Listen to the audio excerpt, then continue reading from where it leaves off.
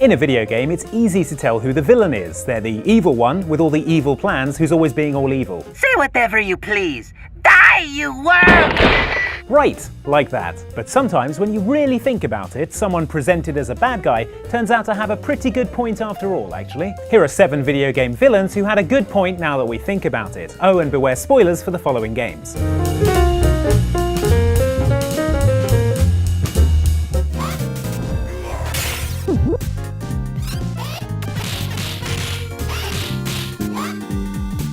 Imagine trying to run a small business in the city where Streets of Rage takes place. The city is ruled with an iron fist by an evil crime syndicate, the streets are overrun by punks, and there's a terrible t-shirt shortage that means everyone is going around topless. That's the situation Barbon, first boss of Streets of Rage 2, finds himself in. Barbon owns a bar, see? Nice place with exposed brickwork, hardwood floors, a couple of classy pool tables. It's not much, but it's all he has. So when a giant pro wrestler, or a woman in a pleather miniskirt, or a rollerblading child, or Cody from Final Fight walk in the front door and start smashing up all his furniture, beating up his clientele and stealing his takings, I think he's entitled to be pissed. Thing is, Barbon does exactly the right thing. He leaves the bar out the back entrance, trying to avoid confrontation, hoping that the lawless vigilantes trashing his bar will just take his apples and sacks of money with dollar signs on the side and just leave. It's only once they follow him and corner him in an alley that he fights back.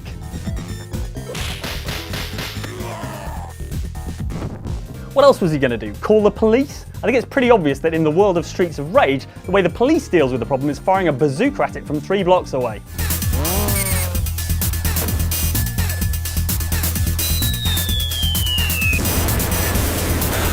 And they made him tear his best waistcoat. Not cool, guys. What are you doing here? The war room is no place for a child. Leave now. I'm here to stop you. You can't kill those people. In Fable 3, you don't exactly start off on the right foot with your brother King Logan. Within moments of the start of the game, Logan forces you to choose between the execution of your childhood friend/sweetheart or a rabble of innocent peasants. I will give you a choice. Who will be punished? These strangers or this girl?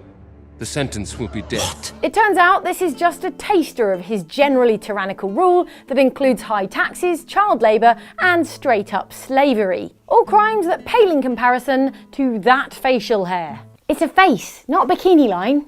Enough!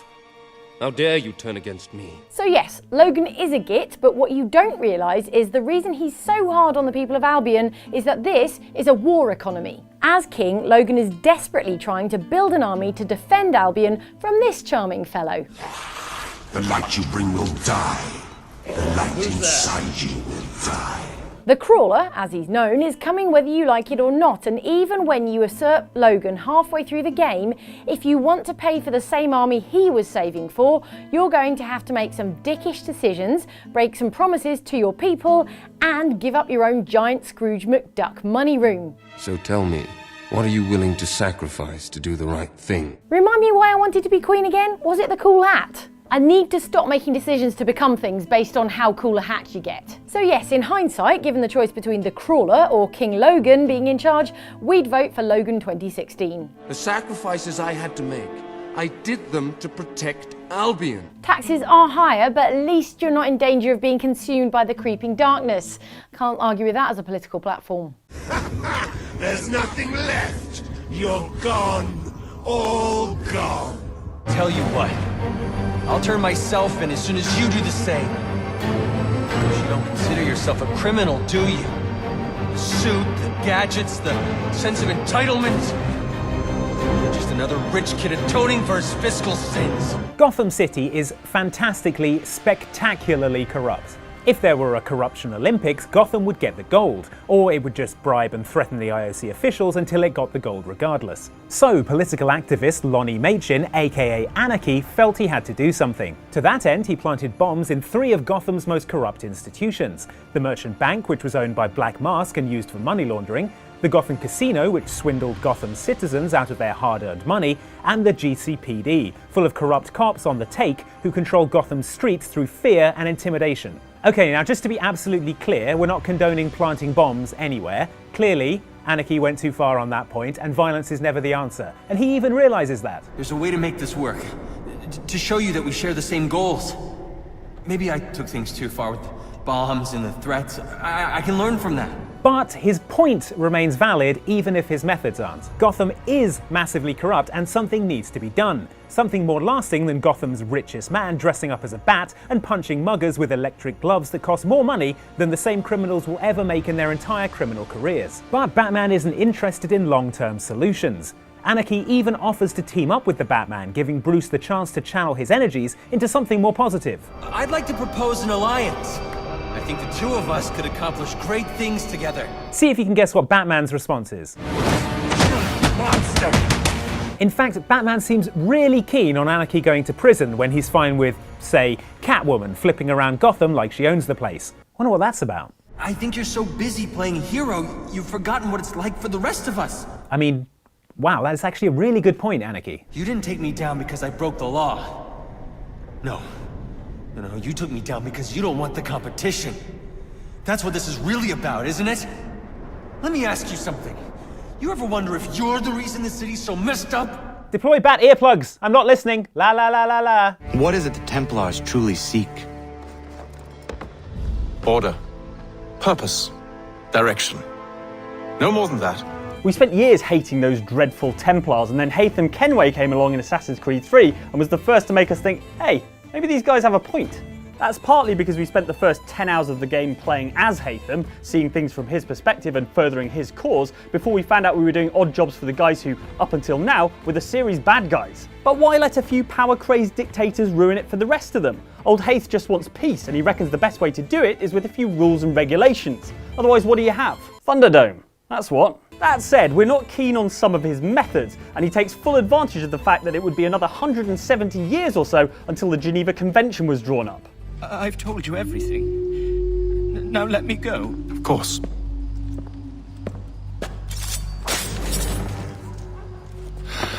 Also, Haytham introduced mustachio jerk Charles Lee into the Templar Order, a man who stood directly in the way of American independence. I'll burn that homestead of yours to the ground and roast the severed heads of your precious founding fathers in its flames. But ask yourself this, would British rule really have been that bad? Just think of all the fun you could have had being terribly sorry about everything. No? Well, you're welcome back anytime you like. To summarize, change is good. Embrace it. Your king is alive. Rejoice. And Yuma stands like a sentinel, waiting. Bring it on. Now, I know what you're thinking. Are they really going to argue that Pagan Min had some good points? One fucking job, but you couldn't fucking do that! That Pagan Min. It was the fucking golden path. The one who's always stabbing people. Find out what he knows. Yes, well, while it is clear that Pagan Min is a violent, tyrannical maniac, as ever, context is key. Before Pagan arrived, Kyrat was a country torn apart by a civil war between the royalists, who supported the king, and the nationalists, who wanted to overthrow the monarchy. After a bloody political coup, Pagan Min instead installed himself as the new leader of Kyrat and immediately started to be undermined by a group known as the Golden Path. Now, in judging Min's regime, we need to consider the alternatives. The best solution for Kyrat is a democracy where people are free to do as they wish, but at the time of Far Cry 4, your two choices are Min's regime, which is heavy-handed, yes, and the Golden Path, which can go one of two ways depending on who you side with. If you side with Sabal, the Golden Path turns Kyrat into a fundamentalist theocracy, executing their former members for heresy and treason. Sins against the gods can only be washed away with blood. There must be a cleansing for us to move forward, brother. If you side with Amita, the Golden Path turns Kyrat into a totalitarian drug state, using child soldiers to protect their drug fields. Please. Uto. This is a good thing. Your children will help Kyrat become a better place. If you love Kyrat, you will turn around, go into your homes, or I will have you shot. Both of which are worse than Pagan Min's regime. Pagan Min even realises he shouldn't be in charge anymore. At the end of the game, he relinquishes power voluntarily and offers the kingdom of Kyrat to protagonist AJ, knowing that you'll do a better job of ruling because you're so great. You do realize that you're just giving away your country, right? It's yours. It's always been yours. Kyrat is yours. I pulled you off the bus in the first place to pass it on to you.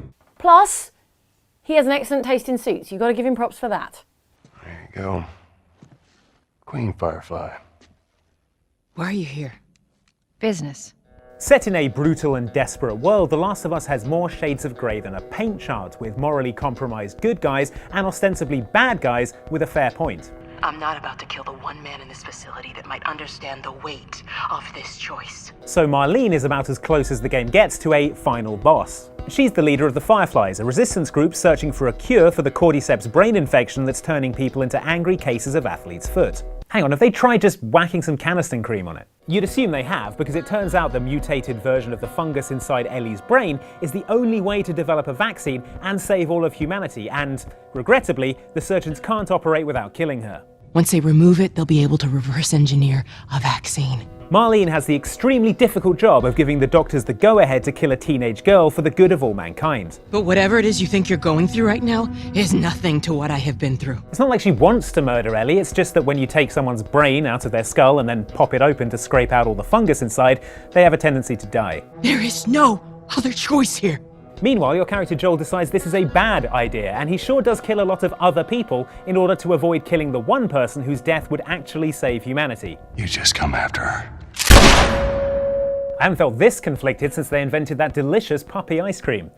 Well, you haven't had that. It's good. You think you're Frankenstein, killing his own monster. Actually, Mr. Jensen, I prefer to think of myself as Daedalus, watching helplessly as his child crashes into the sea. Hugh Darrow from Deus Ex Human Revolution is the Nobel Prize-winning father of mechanical augmentations. He's also the guy who triggers the cataclysmic Aug event late in the game, using a software upgrade installed in most augmented people to send them into a violent rage. This causes countless deaths, widespread distrust of augmented people, and the so-called mechanical apartheid, as seen in the upcoming Deus Ex Mankind Divided. Forgive me.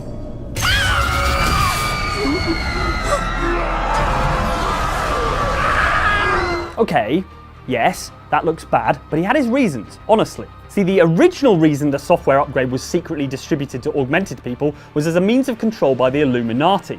When this is done, the Illuminati won't be able to control men and women like you as they had planned, from the inside out.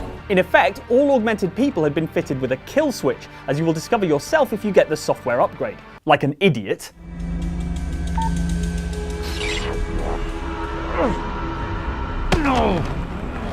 With this, Darrow had seen his humanity-bettering technology perverted into another means of control by the powerful elite, and he wanted to show the world that augmentation was getting out of hand and that mankind was better off without the ability to punch through walls. Okay, there may have been a better way of doing that than by triggering an event that killed a bunch of people, and the actual outcome of anti-Aug prejudice and segregation was not what he had in mind. If he hadn't done it though, the Illuminati would have a secret augmented army of millions of brainwashed soldiers ready to do their bidding whenever they wanted. Afraid to die, Darrow? Or just unwilling to face what you've done? Oh, I know what I've done, believe me. I take no pleasure in it. And yet you still did it. I did what had to be done. Oh my god, look at his triangle scarf! Illuminati confirmed, he was trying to warn us all along. So those were 7 times when the bad guy kind of had a good point when you think about it, and if you sort of stretch your definition of bad guy and the things that they've done, you can really justify quite a lot of stuff. Thanks for watching this, like and subscribe if you enjoyed it, and there's 2 videos here that I think you'd enjoy. Well, YouTube thinks you'd enjoy this one, because that's been chosen by an algorithm, so who are you to argue with an algorithm? Definitely not in the future when Robot Uprising happens. And under me here is actually a playlist of videos of features like this one, but not this one, so why don't you check that out and see if you find something that you like there.